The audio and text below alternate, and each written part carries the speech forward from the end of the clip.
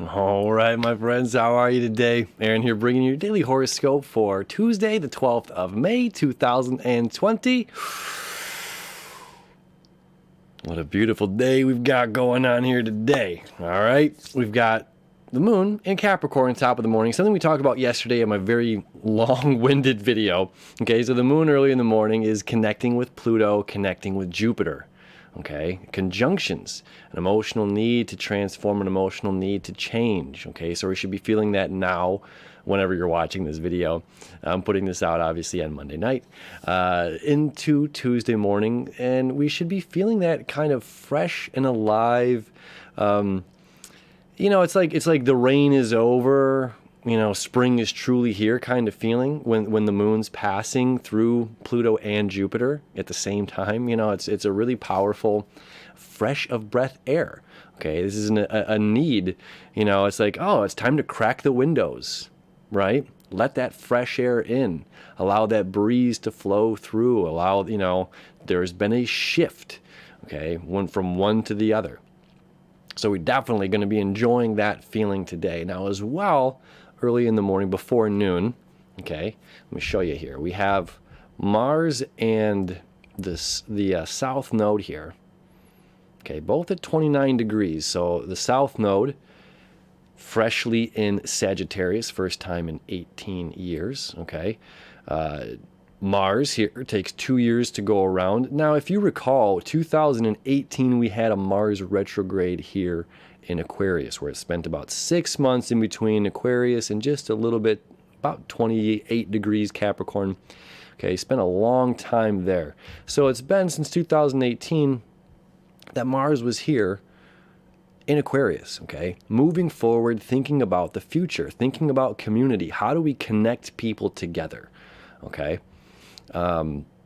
And this is taking action. Mars is our planet of action, right? Taking action forward in the community. And how do we move forward in the community? How do we move forward during this time, this interesting time of quarantine and lockdowns and that, different in every country. I always appreciate the feedback from those that are not here in the States and what's going on outside the world.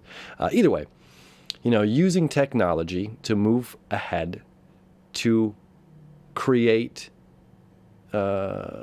community, again, Aquarius is the water in the air that allows electricity to flow. It's one of my favorite ways to look at Aquarius energy. Okay, so this is how do we find those connective pieces to move forward, and what are we using? Well, we know the south node is about letting go of something. The north node is moving toward. Okay, this is our past where we're walking away from. This is what we're moving toward. The north node's saying we got to look at a lot of information here. So we have this beautiful trine north node to Mars and this sextile here from Mars to the south node. So we're going from a place of knowing, okay? Aquarius is knowing, I know. Gemini is, I think, right? And Sagittarius is, I believe, okay?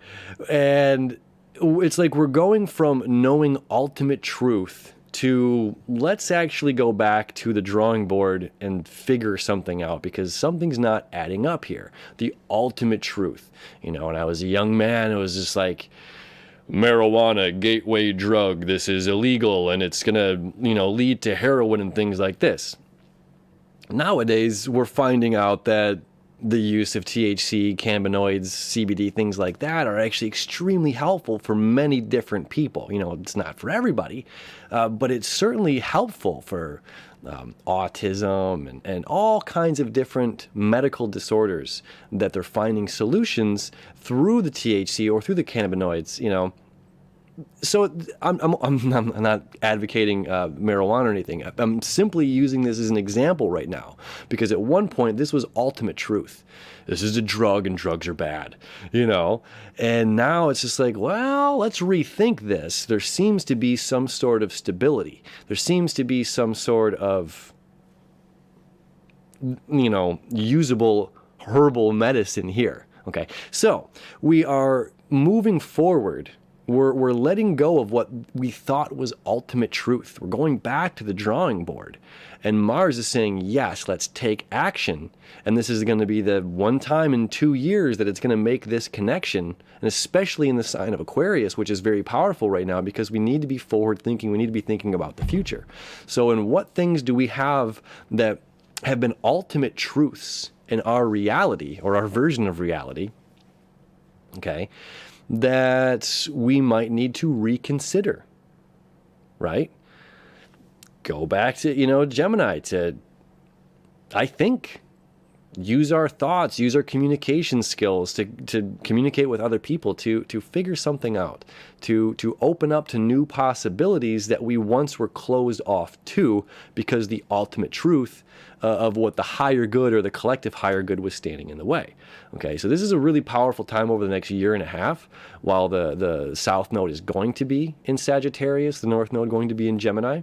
Okay, so we're going to be a lot of like reworking, a lot of refiguring out things that we thought were ultimate truths that are simply not. And then we're going to find new ultimate truths for that I'm sure in another 18 years we're going to realize why this was no good for us either, or these laws or whatever that we'd created 18 years ago or 80 years ago or 200 years ago no longer serve its purpose, and we need to rethink that. Okay, so we need to rethink these things about ourselves. What ultimate truth do we have right now that's prohibiting us from moving forward to the future that we're trying to create, right? Kind of a cool way to look at that. Okay, now we also have, and this is the last day here, potent, 29 degrees of any sign. Again, we talked about this before, the anaretic degree. This is extremely powerful chemistry right now. This is a recipe for great change. Okay. Now, of course, we still have the North Node septile to Uranus, breakthroughs, septile to Pluto, transformation and change, death and resurrection, the phoenix rising from the ashes, right? So it's like these old ideas we can put to rest. We can move forward with where we want to go. We can amor fati, the love of fate, right? I don't know what's going around the bend, but I trust and I love it, right? I love for fate. We don't know what's coming, but we can just, with open arms, accept it, okay? That's something that can be very difficult to do, but when we do it, it's very rewarding. And this energy that's being led to us right now, this reflection that's shining down here on planet Earth through humanity, through astrology, saying amor fati, okay? Fall in love with fate. Fall in love with the unknown. Let go of control, right? Something we've been talking about a bit last week into this week, or over the weekend at least. Now we have Mercury freshly moved into Gemini as well to join Venus. Mercury's moving home to Gemini, very powerful, to join Venus and the North Node. Okay, so Gemini being home is like, ooh, this is exciting. Okay, spent a lot of time this year in Pisces. It's like, I don't know, what would Mercury in, it's like in the in-laws, you're doing a holiday at the in-laws, but it's an extended stay and you got the lockdown and you couldn't leave. That was like Mercury's visit to Pisces. I was like, oh my God, I'm here for way too long and I just want to go home. Okay. Rip through Mars, or rip through Aries with the quickness. Okay. A lot of communication, a lot going on real fast. It hit, in mid-April, hit Taurus, and it almost seemed like communication came to a standstill between a lot of things and a lot of people, or a lot of information was just like stuck. We had all this like, oh, fiery communication, fiery energy, moving forward, thinking. And then it was just like, oh, I got to think about my money. I got to think about my finances. I got to think about me. I got to think about my things. I got to think about, my possessions and how am I going to sustain my life? And it's just like, oh, different energy altogether. Now the sun is still back in Taurus. Okay, so the sun is still focused on finances. The sun is still focused on our material possessions, our things, second house, right? And Mercury, stealing the fire from the gods to give to humanity, is like a foreshadow as it's moving into Gemini, saying this is where ego is going to be shortly. This is where self is going to be very shortly here in the sign of Gemini, which is about knowledge. This is about information. It's about sharing information, the information superhighway. You know, it's like the internet. Oh, remember that old like AOL dial-up tone? God, I'm so glad we don't have to do that anymore. All right, there we go. There's another thing. Like, is this how the internet is always going to be? This slow, choppy thing that, my God. And it was always http:/. You'd have to type out the whole freaking address in one wrong thing and it just wouldn't work. And then thankfully we got new technology moving forward, and you know, Yahoo and Bing and Google and all of these things, and they change, right? And they create change and they make things a little bit easier for us to organize and to find. There's nothing you can't find right now online. All right, there's a lot of things you can't find, but you know what I'm saying. There's, you know, it's the information is there. Okay, so Mercury moving home to Gemini, very, very, very, very happy. At the same time, okay, the Mercury rules two signs. It rules Gemini, it rules Virgo. Okay. Now, when we look at Mercury in Gemini, it's like AM radio. Okay. You're going to hear 5:40 a.m. You're going to hear a bit of 5:60. You're going to, you know, it's going to be some static. You're going to hear some noise. There's going to be some bleed. Okay. Virgo is about precise, focused, very precise, laser focused attention and communication and ideas and thoughts and concepts. Okay. Where Gemini is like all the things. Okay. So we hear all the noise. We hear all the static, as well as we hear, so, you know, like like a tape. Okay. Going from tape to satellite radio. You're going to hear that hiss. You're going to hear the tape machine whir. Right? And you flip over to satellite and it's this pristine, clean digital sound and all these rich tones. You know what I mean? It's like, wow, I've never heard music so clean. So in that regard, Mercury being home in Gemini, what we're going to be experiencing for the next couple of weeks here is a bit of noise that we're going to have to decipher on what is real, what is not real. And it's up to us to discern the difference on what serves us and our lives, because we're letting go of an ultimate truth, a global collective ultimate truth, and we're finding a personal truth through the noise. Okay? So we're getting a glimpse of where we're going to be come the 20th, when, you know, in 8 more days, when the sun enters Gemini. Okay, so we'll get that foreshadow. We've got Saturn retrograde today. Okay, now Saturn is a visible planet, but it's still considered an outer planet. You know, we can still see Jupiter and Saturn with the naked eye. We can still see them, you know, sometimes in the day, sometimes at nighttime. We still see these planets. Okay, but Jupiter and Saturn are outer planets. They do not, they definitely affect us. They definitely affect us. And the retrogrades still affect us as well. However, they're not as intense as, per se, the Venus retrograde is going to be that hits tomorrow. Okay. The Mars retrograde that hits in July or August. We're going to feel those. We feel the Mercury retrograde. We feel the Mars. We feel Venus very intimately, very personally, as they're very much closer to Earth, very closer into this ring here. Okay. So Saturn retrogrades for about 6 months every year. Pluto retrogrades for about 6 months every year. And they all do, you know. They all retrograde for about 6 months every year, just because they're slow-moving planets in how the Earth is moving around the sun, as well as they are. Okay, so the personal planets Mars, Mercury, and Venus, they affect us to a much greater degree that we can really, really, really, really feel. You know, it's like if all of a sudden, if the tick-tock was just started to go, that's the Mercury retrograde, right? You know, it's just like we can feel that little bit of a shift. You know, I don't know where I'm going with this clock reference. Let's just pin it. Either way, we can feel the Venus retrograde. We're going to feel Mercury in Gemini, a lot more than we're going to feel the Saturn retrograde.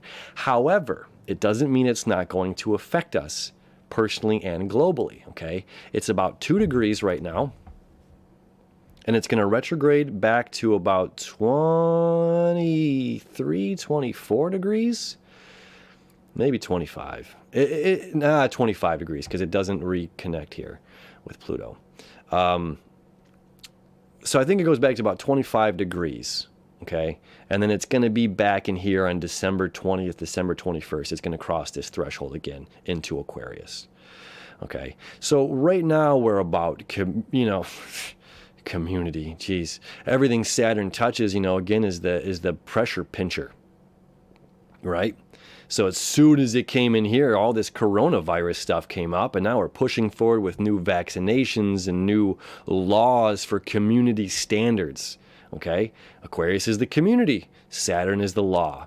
We felt this globally, okay? All these rules and things that we've been focused on, and finances and Bitcoin rules, that was almost immediate when Saturn entered Capricorn in 2018. The new Bitcoin rules. It's like, oh yeah, if you're going to get rich off of this, well then you owe Uncle Sam money. How dare you become independently wealthy without me? Now I'm going to make money off of you making money, because that's the law. You know what I mean? So we've been creating all of these laws and personal laws, global laws, governmental laws. Okay. And what's happening right now? This is this Saturn retrograde. We're going back to Capricorn. The governments at large need to figure out how to deal with this virus. I love my friends in Sweden. Thank you for sharing with me. And their booming economy and trying to do a stay home if you are concerned, if you're have health risks or respiratory issues or high blood pressure. Quarantine yourself, absolutely. If you're concerned and scared, stay home. If otherwise, there's this herd immunity, that Sweden believes in, this herd immunity. Well, the more people that kind of come in contact with it, that have a healthy immune system, the greater the greater that we're going to build up the immunity to this virus and not wipe us out again in December when Saturn comes back into Aquarius. Okay, so are we going to see, in my opinion as an astrologer looking at the chart, what are we going to see with this? We're going to go back. We're going to refigure out the laws, the rules, the orders of how to push new vaccinations through. We're going to figure out government is going to figure out what laws can be passed. Lockdown, is that even a real thing?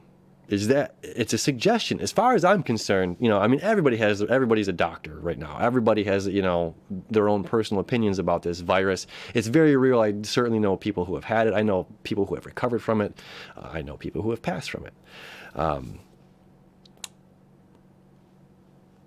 It's a touchy subject in and of itself. Nonetheless, where we're going is how we have to figure out what's going on. How are we moving forward with this? Okay, so Saturn's going to retrograde, go back into Capricorn. There's going to be new laws, figuring out what we're going to do, because my guesstimate is we're going to see this return come winter of 2020. Okay. And Saturn, that's when Saturn comes back into Capricorn. I mean, almost smack dab on the solstice. Okay, you can't make this stuff up. You can't write a movie better than what reality gives you. It's absolutely amazing. So it's like, okay, now summer's coming. We've got a month or so here. Now Saturn's going to go back into Capricorn. Things are going to start to feel a lot better. Okay, the suits and ties are going to figure out what kind of laws they're going to make.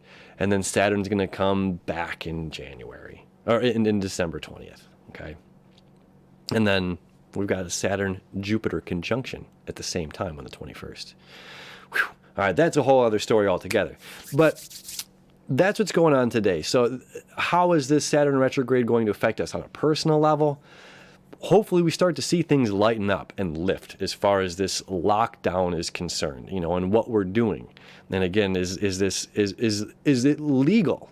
Is it an honest and interesting question? People have been ticketed for going to the park. It's like, are you kidding me? Is that a law? Is that real? Between the human experience of being stifled and locked in their own home, in their own space, literally like a prison of your own home, and saying, I need to go to the park to get fresh air, to connect with nature. I can personally attest that when I connect with nature, that's medicine. That is medicine for this guy right here. If I'm locked in my home constantly without fresh air, without feeling the breeze on my face, without putting my feet in grass, whatever, even in wintertime, I'd love to get outside and get that sweet vitamin D in my skin. So it's just like, is this, personal laws versus governmental laws, as being sovereign beings? Is this real? Are you really ticketing me for being in public right now? Is that a real law? Is that legal? Can you actually push this through in court? It's very interesting times, on what someone else can do or say that has power over your individuality. All right. So we're going to see a lot of rechanging of rules, a lot of shifting of energy, trying to figure out, exactly that. Which laws can we pass? What's going to be what? How do we put the pressure on humanity, put the pressure on community, and what laws can we create to make that happen? So that when it comes back here in December, Uncle Sam's got a little bit more freedom or whatever. I don't know. What do you call your government? We call ours Uncle Sam, right? Where are you from? What do you call it? I'm kind of interested. Anyway, so that's our day, as well as the next several months ahead as far as what Saturn is concerned. We still have a lot of really good energy. Honestly, everything's still really, really beautiful. Like, I'm excited for this to move back a little bit. I'm excited for it to finally leave Capricorn and move on. It's like, let's get on with the show, man. We got the moon meeting up with Saturn here today. 3-4 p.m. An emotional need. Our own laws. We're our own individual people. This is going to be an interesting conflict. This conjunction is an interesting conflict because there's a need to express, there's a need to be in society, there's a need to communicate, there's a need to be social. The last time we had human experiments, I don't recall if it was the 1970s or early 1980s, but it was on human babies. I'm not laughing at that by any means. It was on human babies, infants just freshly born, and they would isolate them from their mothers. They isolate them from touch. They would put food through a drawer thing. They would have no skin to skin human contact and interaction, and the children died. Look it up. That was the last time human beings were used in that sense, or at least babies anyway, as an experiment. We need community. We need physical touch. We need to be around other people. Okay, the electromagnetic pulse in my heart, it's a very real thing, needs the electromagnetic pulse of other people's hearts. We thrive this way. We need that kind of a connection. So the emotional moon right now is like, you can't stop me from going to the park. You can't stop me from being in nature. You can't stop, so we're going to have this rebellious kind of attitude as the moon is moving through Aquarius for the next 2.5 days. Okay, my rebels. So have fun, be safe, whatever's going on. All right, new ideas are coming out, new stuff. Old ideas are being swept away, washed away. Our eyes are opening to a bigger picture of a wider horizon. Sure, why not? A bigger horizon, a wider picture. Whatever. You get it, right? So we're expanding, and we're transforming. And we're definitely going to be feeling a bit of rebellious energy over the next couple of days where we want to break free. And we want to determine for ourselves on what our truth is and what we need as far as understanding knowledge in this reality at this time. We're not just going to be spoon-fed information anymore. It's like, no, it's not going to work, buddy. Okay. All right, my rebellious friends. You have a beautiful Tuesday. Thank you as always for hanging out with me. I appreciate you. We'll see you tomorrow, all right?